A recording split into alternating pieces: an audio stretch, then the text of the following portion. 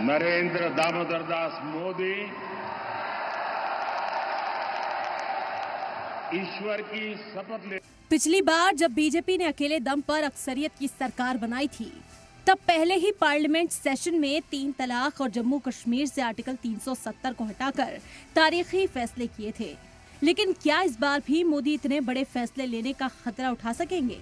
पूरे मुल्क की निगाहें इस पर टिकी हुई हैं।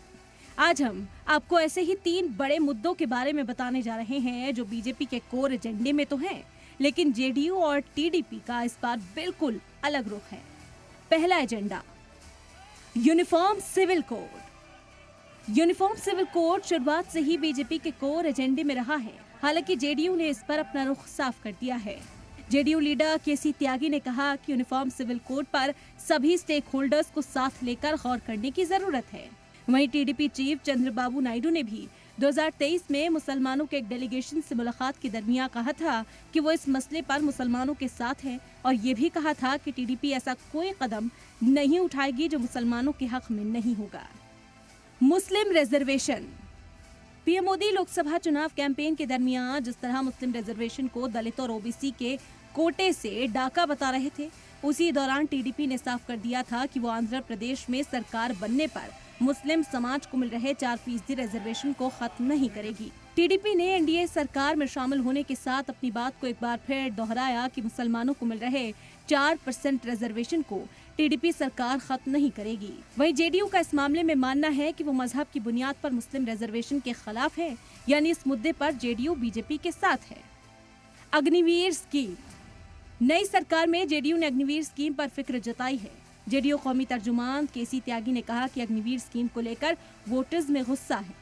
हमारी पार्टी चाहती है कि स्कीम पर सरकार में तफसील से चर्चा हो ताकि इसकी खामियों को दूर किया जा सके। हालांकि टीडीपी ने अभी इस मुद्दे पर अपने पत्ते नहीं खोले, यानी इशारा साफ है कि एनडीए सरकार में ये मुद्दे एक बड़ा चैलेंज हो सकते हैं। CAA NRC. टीडीपी ने पार्लियामेंट में सीए की हिमायत तो की थी, लेकिन फिर बाद में यू टर्न लेते हुए सीएए और एनआरसी को मुसलमानों के लिए खतरनाक बताया था। टीडीपी के एमपी जी जयदेव ने कहा था कि टीडीपी को पहले सीएए में कुछ भी गलत नहीं लगा, लेकिन जब पता चला कि मरकजी हुकूमत एनआरसी ला रही है तो हमें अब उस खतरे का पता चल रहा है जो हिंदुस्तान की अकलियतों पर मंडरा रहा है। वहीं दूसरी जानिब जेडीयू लीडर खालिद अनवर का दावा है कि नीतीश कुमार ने साफ लफ्जों में कहा कि बिहार के 13 करोड़ लोग बिहारी हैं। बिहार में एनआरसी और सीएए की जरूरत नहीं है। बिहारियों की शहरियत छीनी नहीं जाएगी। बिहार में हिंदू, मुस्लिम, सिख और ईसाई सभी की शहरियत बनी रहेगी। वहीं पीएम मोदी की अगुवाई वाली सरकार में कैबिनेट मिनिस्टर की जगह नहीं मिलने से अजीत पवार गुट की एनसीपी नाराज थी। अब एकनाथ शिंदे के गुट वाली शिवसेना की भी नाराजगी सामने आई है। शिवसेना के चीफ व्हिप श्रीरंग बारणे ने कहा, एक तरफ जहां जीतन राम मांझी, चिराग पासवान और एचडी कुमारस्वामी की पार्टी को कम सीटें मिलने के बावजूद कैबिनेट मिनिस्ट्री दे दी गई, वहीं उनकी पार्टी के 7 एमपीज होने के बाद भी सिर्फ इंडिपेंडेंट चार्ज के साथ रियासती वजीर का ही ओहदा दिया गया। ऐसे में अभी से ही कयास लगाए जा रहे हैं कि मुल्क में प्रेशर पॉलिटिक्स की शुरुआत हो चुकी है। एक तरफ बीजेपी के 2 मुआविन पार्टी कैबिनेट ओहदे नहीं मिलने से नाराज हैं, तो वहीं दूसरी तरफ टीडीपी भी बीजेपी पर दबाव बना रही है।